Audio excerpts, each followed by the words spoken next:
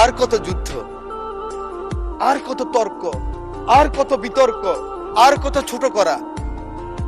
এই সংসদটাকে আসুন না সকলে মিলে, সকলের সংসদ, আকাঙ্ক্ষার সংসদ, বাংলাদেশের 16 কোটি 17 কোটি মানুষ যে সংসদ চায়।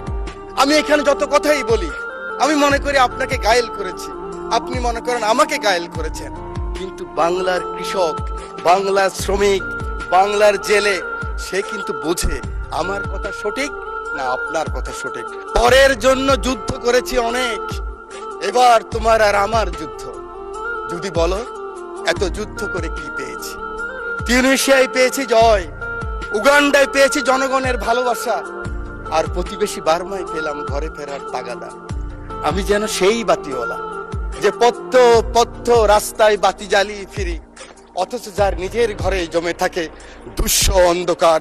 এই অন্ধকার আমরা কাটাতে চাই, এই অমনুষ্য থেকে বের হতে চাই। আমার হাতে তো এখনো রক্তের দাগ নিয়ে লেগে আছে। এই মতিঝিলে 19 দিন ছিলাম রিমান্ডের মধ্যে। মানুষ আর এই হিংসা প্রতিহিংসা আর দেখতে চায় না। আমার মহাসচিব